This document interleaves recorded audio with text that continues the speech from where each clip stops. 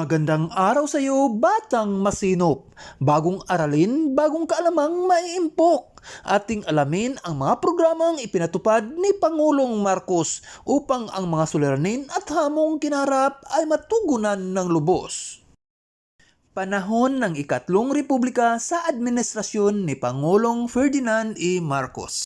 Sa araling ito, matutunan mo ang Most Essential Learning Competency o MELC na natatalakay ang mga programang ipinatupad ng iba't ibang administrasyon sa pagtugon sa mga suliranin at hamong kinaharap ng mga Pilipino mula 1946 hanggang 1972.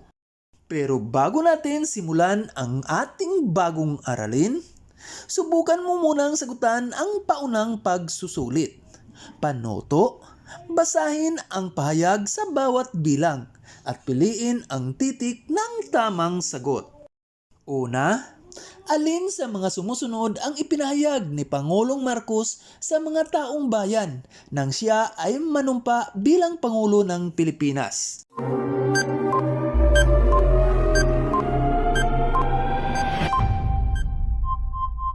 Pangalawa, anong suliranin ang kinaharap ng Pilipinas bago pamunuan ni Pangulong Marcos?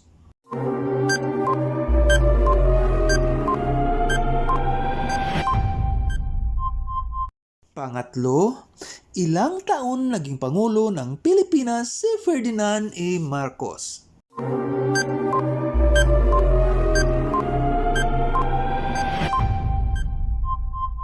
Pang-apat, paano naisagawa ni Pangulong Marcos ang kanyang mga programa upang magkaroon ng pundo ang mga ito?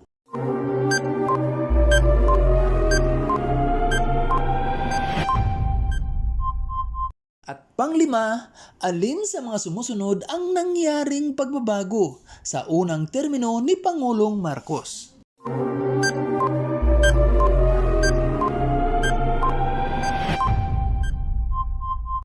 Kumusta? Ilan ang nakuha mong score sa unang pagsusulit? Kung ang nakuha mo ay 4 o 5, binabati kita. At kung 3 naman pababa, huwag mabahala. Paunang pagsusulit lamang ito. Ipakita mo ang iyong galing sa mga susunod pang mga gawain. Ngayon naman ay magbalik tanaw tayo sa nakaraan nating aralin. Panoto, pag-ugnayin ang Hanay A at Hanay B. Ang Hanay A ay tumutukoy sa mga suliranin ng bansa, samantalang ang Hanay B ay ang mga programang ipinatupad upang malutas ang mga suliraning nakalahad.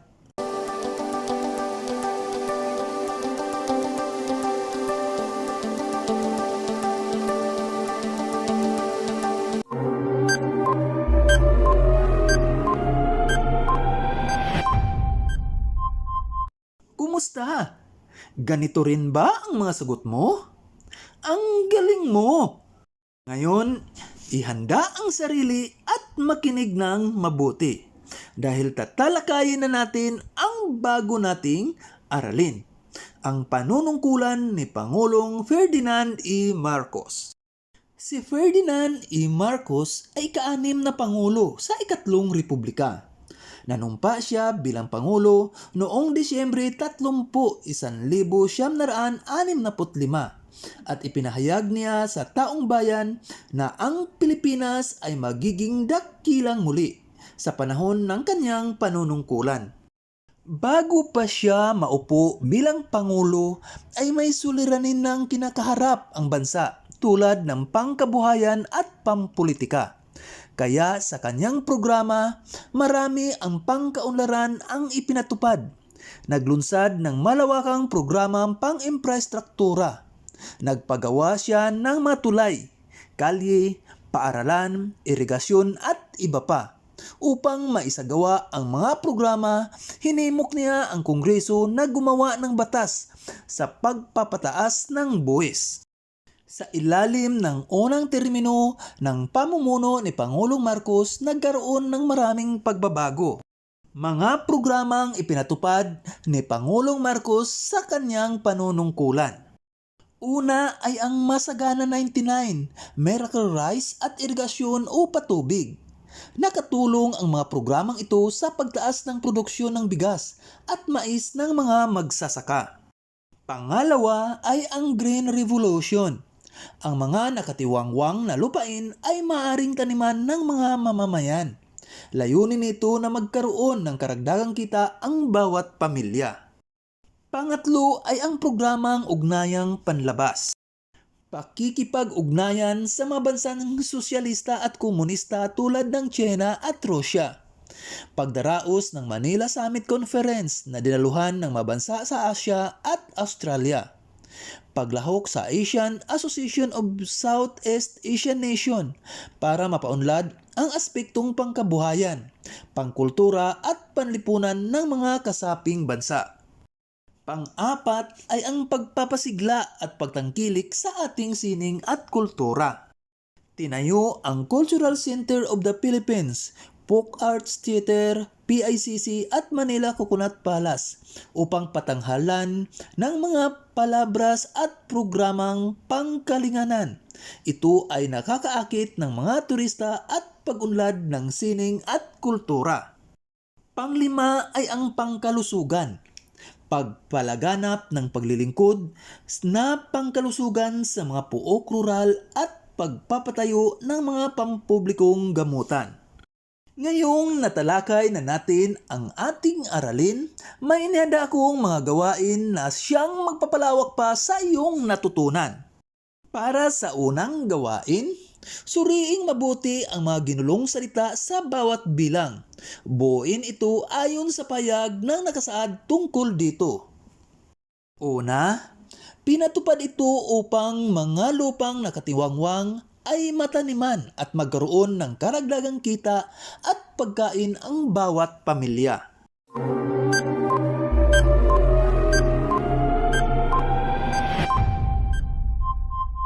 Pangalawa, nagpatayo ng mga tanghalan upang mapaunlad ang programang pangkalinangan at makaakit ng mga turista.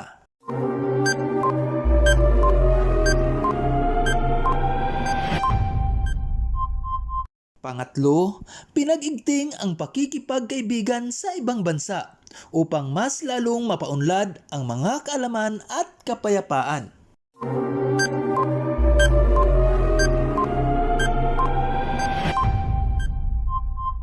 Pang-apat, nagpatayo ng mga pampublikong gamutan sa mga puok rural at palaganapin ang serbisyong gamutan.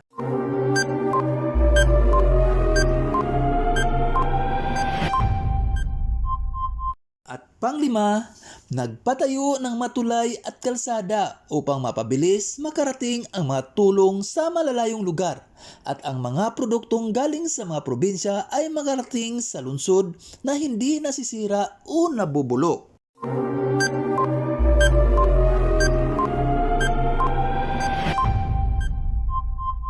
Kumusta? Ang sagot mo ba ay ganito rin? Ang husay mo! Para naman sa pangalawang gawain, suriin ang mga suliraning nakalahad. Isulat kung ano ang programa ni Pangulong Marcos ang magbibigay solusyon dito. Una, kakulangan ng supply ng bigas sa mga mamamayan.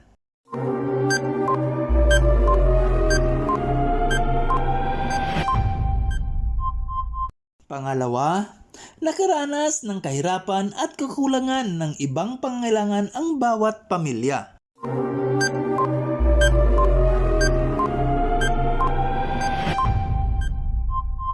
Pangatlo, mga produktong galing sa mga probinsya ay nahihirapang ibiyahe o matagal ito nakakarating sa lungsod. Kaya naman maraming produktong nasisira at nalulugi ang mga negosyante.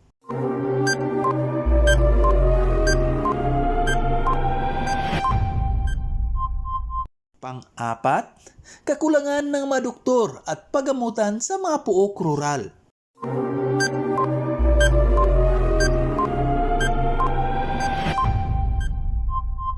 At panglima, banta ng terorismo sa bansa.